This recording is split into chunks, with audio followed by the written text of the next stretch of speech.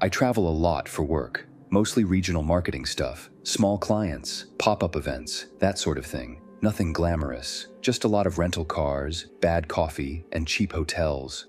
About a year ago, I started booking Airbnbs instead of hotels. They're usually cheaper, a little more comfortable, and sometimes you land in a place that actually feels like home. But after what happened in Missouri, I haven't booked one since. This was last summer. I was covering a weekend job in a small town called Raymore, just outside of Kansas City, the kind of place with one diner, one gas station, and about 5 churches. I had a few events lined up Friday through Sunday, so I booked an Airbnb for 3 nights. It looked nice, modest brick house, 2 bedrooms, quiet neighborhood. The host, someone named Lillian, had great reviews. Super clean, very private, thoughtful touches, all that. She even left a welcome note in the app saying, "Feel free to make yourself at home. There's a record player in the living room and snacks in the pantry. Let me know if you need anything." It was a long drive, and by the time I pulled in, it was nearly 10 p.m. The sun was long gone, and the neighborhood was eerily quiet. The kind of quiet where you suddenly become aware of how loud your footsteps sound. I let myself in using the keypad. The door unlocked with a soft click. The house smelled faintly of lavender and lemon wood polish, like it had just been cleaned. Not a speck of dust anywhere. Fresh linens on the couch, a little bowl of mints by the door. Kind of charming, honestly. I dumped my bag in the guest room and started walking around. There were little sticky notes on things. Extra towels in here. On the hall closet. Wi-Fi password under the modem. In the office. That kind of thing. I remember thinking, wow, this lady really goes the extra mile. But there was one note I didn't like. It was on the inside of the bedroom door, the one facing into the room, at eye level. It just said, "Do not lock this door at night." At first I thought maybe it was a misprint. Maybe she meant, "do lock," and just got it backwards, but something about that smiley face at the end, just hanging there like an afterthought, made my stomach turn a little. I left the door cracked open and tried to ignore it. That night, I didn't sleep well. Around 2:30 a.m., I woke up out of nowhere. No noise, no dream, just sudden awareness. The air felt heavy. The room was cold, and the hallway light was on. I was sure I had turned it off. I got up, crept to the door, and peeked out. The hallway was empty. Lights on, no sound. I turned them off again and went back to bed. Told myself it was nothing. Maybe I forgot. Maybe the switch was loose. Whatever, but then the second night came. And that's when I realized the house wasn't empty. That evening I had just finished dinner, some takeout eaten off a paper towel because I didn't feel like doing dishes, and was lying on the couch scrolling through my phone.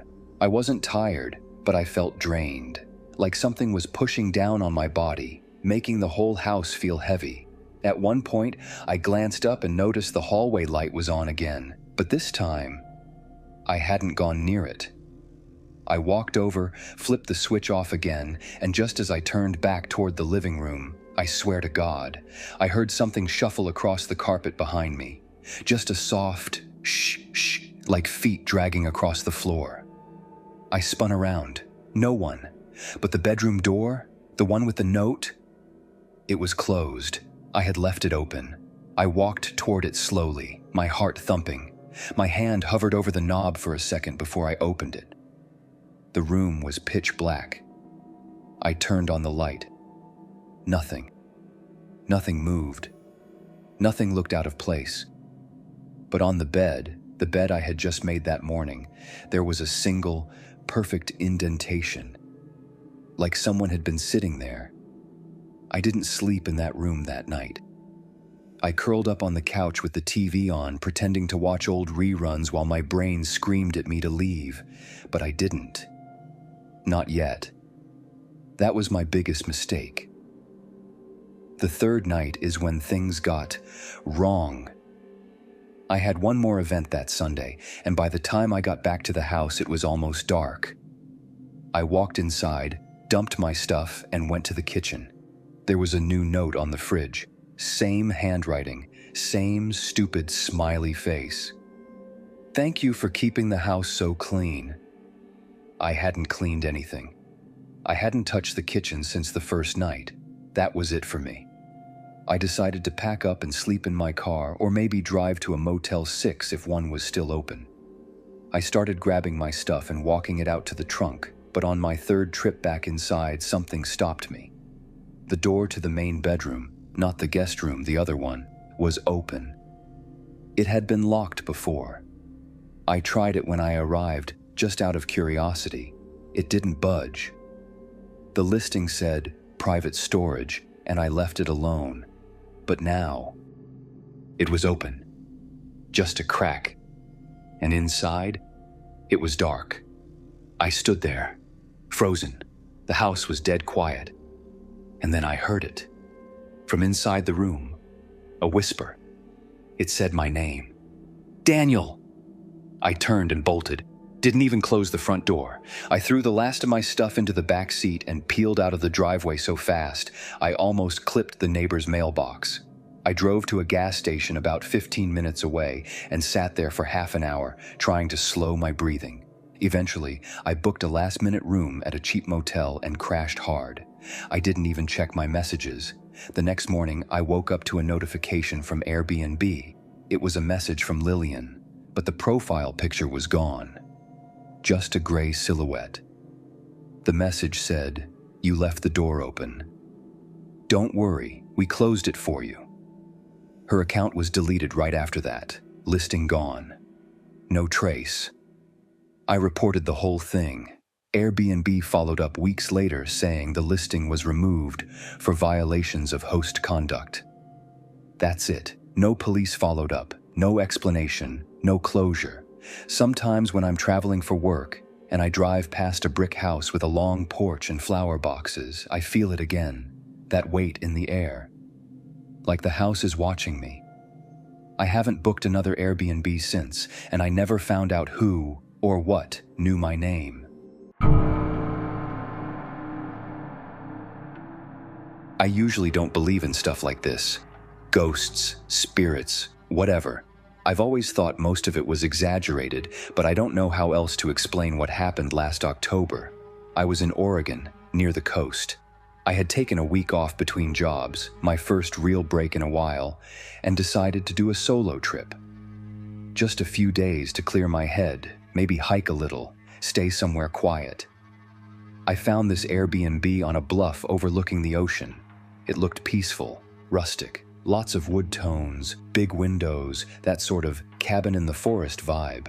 It was a guest house attached to a larger property, but the listing said it was completely private with its own entrance and driveway. The host's name was Evelyn. All 5-star reviews. People said she was friendly but gave you space. Perfect. I booked 4 nights. When I got there, Evelyn met me at the top of the gravel drive. She was in her 60s, gray hair in a bun, dressed in a long cardigan and hiking boots. Very Northwest, very normal. She waved me over and said, "You're the only guest this week. The main house is empty, so you'll have the whole place to yourself." Then she looked me in the eye and said, "If anything seems unusual, don't worry. This place gets a little noisy when it's windy." She laughed, but it felt rehearsed. I just smiled and nodded, figured she meant creaking wood, branches hitting the roof, that kind of thing. The guest house was nice, old, but not in a bad way. High ceilings, exposed beams, 1 bedroom, a little kitchenette. Smelled like cedar and salt air. There were shells and rocks on the windowsills and little dried flowers hanging from strings. The first night was quiet. It was cold though, I had to crank the heat. The baseboard heaters made these weird little clicks as they warmed up. Normal old house stuff. I remember lying in bed, half dozing, and hearing something like soft thuds in the living room. I figured it was the house settling. The next morning I noticed something odd. One of the little shells from the living room window was sitting in the middle of the hallway. I just assumed maybe it rolled off or got knocked loose somehow. I picked it up, put it back, and didn't think too much of it. That night though, night 2, that's when things got weird. I was in the bedroom watching something on my laptop. It was maybe 11:30 p.m. when I heard a loud thump in the kitchenette. Not a heater click, a thump like something hit the counter. I froze, waited. Then I heard it again. Thump, a heavier sound like something solid being dropped. I got up and walked into the kitchen. There was nothing there, at first. Then I looked down. One of the forks was on the floor. It had been sitting in the drying rack earlier. I knew because I hand-washed everything I used and set it there. Now it was at least 4 feet away, near the bathroom door. I kind of stood there for a second, confused. I bent down to pick it up, and while I was holding it, a spoon flew off the counter behind me. I jumped and spun around. The spoon was lying near the baseboard. I hadn't touched anything. I hadn't bumped the counter. It didn't slide. It flew. I just stood there staring. I told myself it was gravity. Maybe the counter was slightly sloped. Maybe something shifted and knocked it over. Maybe I was being dramatic. I picked up the spoon, put it back in the rack, and went back to bed.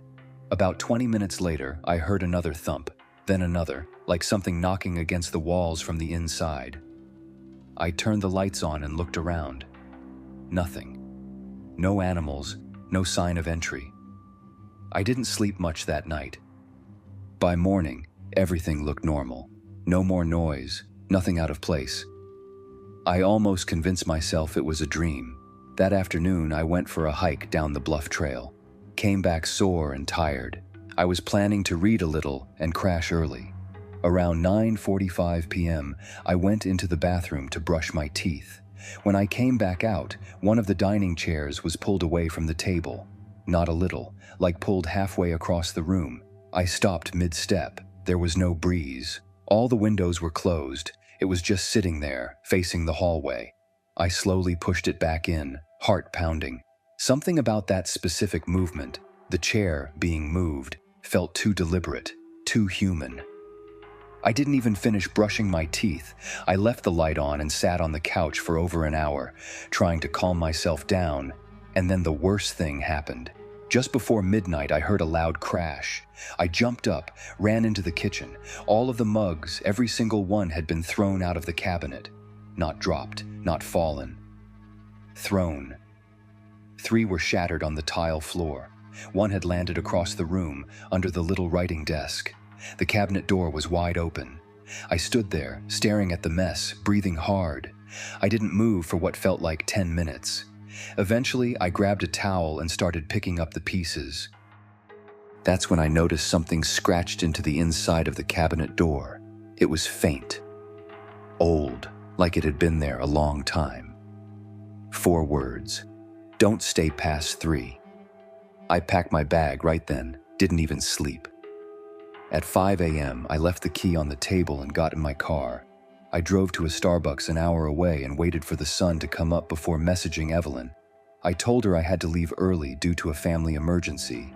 I didn't mention anything else. She responded 3 hours later. Her message just said, "I understand. Thank you for being respectful. No refund, no small talk, just that." When I checked the Airbnb listing later that week, it was gone. Not updated, not changed, deleted. I've looked a dozen times since. That place doesn't exist on the site anymore, neither does Evelyn's profile, but I remember it. And sometimes I dream about that chair, dragging itself across the floor, or that cabinet door slamming shut behind me, and I still don't know what would have happened if I had stayed a 4th night. But I think about it, a lot.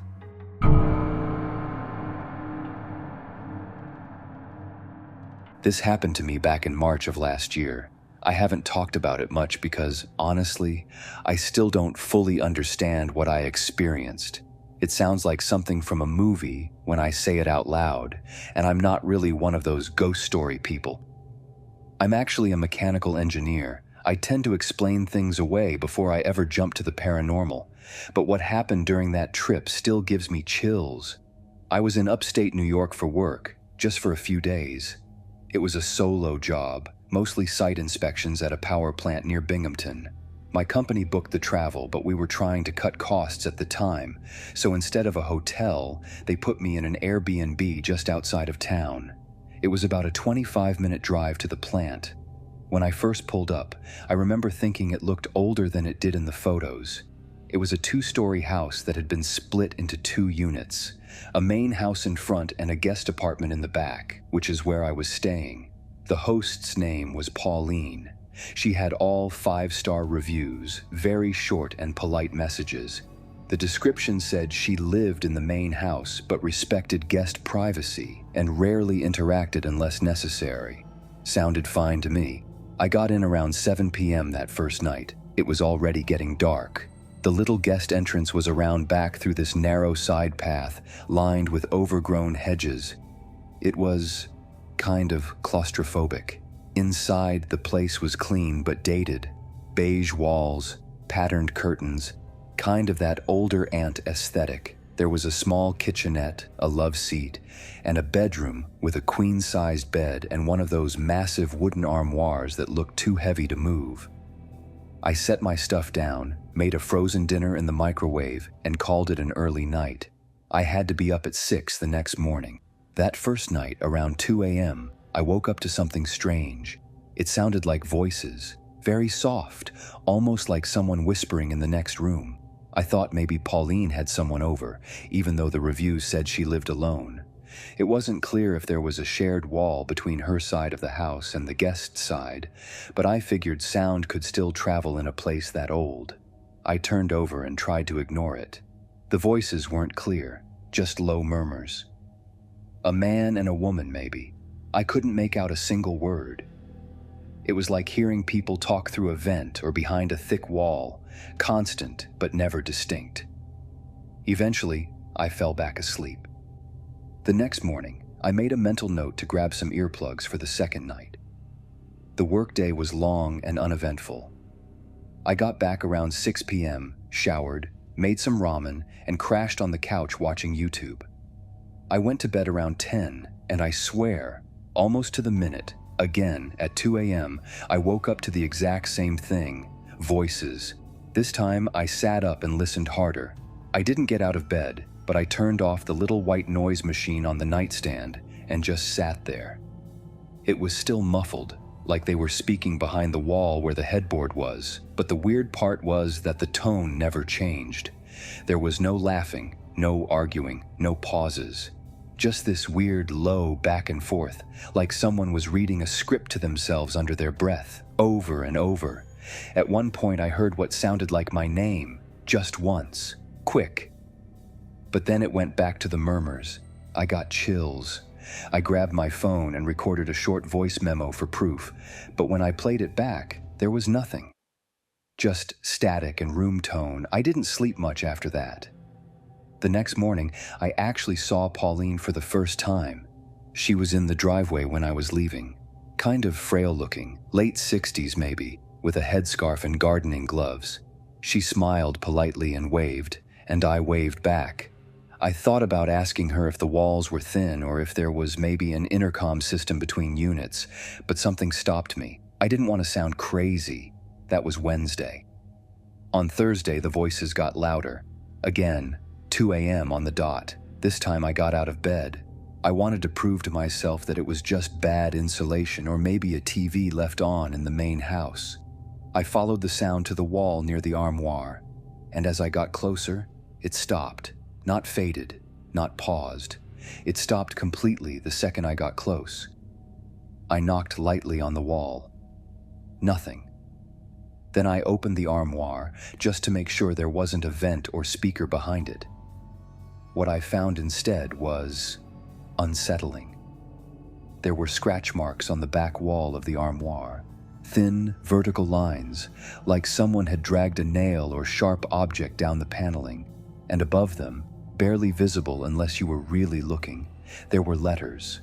Not full words, just shapes, overlapping, carved faintly into the wood, almost like someone had tried to spell something over and over but couldn't finish. That was the first time I felt truly scared. I left the light on and slept with the door open.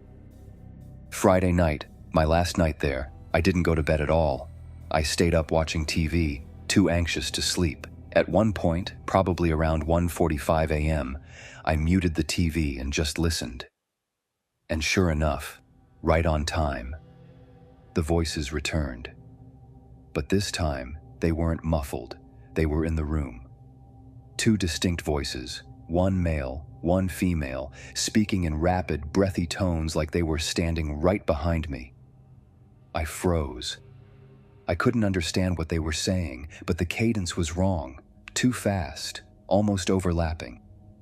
And then, they stopped mid-sentence, total silence. And in that silence, clear as day, I heard one of them whisper from directly behind the couch, "You shouldn't be here." I didn't turn around, I didn't move, I just sat there, absolutely frozen, until the sun started coming up. I packed up quietly and left at 6 a.m. Didn't wait for checkout instructions. I texted Pauline a simple, "Thank you, I'm checking out early for travel," and never got a response. Weeks later, I got curious and looked up the address. Nothing turned up at first, but then I found a local forum post about odd history tied to certain homes in the area. Turns out, back in the late 70s, the original owner of that property ran a kind of underground couples therapy retreat. No license, no credentials, just some weird, self-made belief system about vocalizing guilt and speaking truth to restore balance. There were reports of overnight sessions where couples were forced to sit in pitch-black rooms and confess in whispers for hours. Two of the couples ended up hospitalized for nervous breakdowns. One of them never spoke again. I don't know if any of that has anything to do with what I heard, but I still hear whispers sometimes when I'm alone, and every time I wake up at 2 a.m. for no reason. I think about that house, and what might still be talking behind its walls.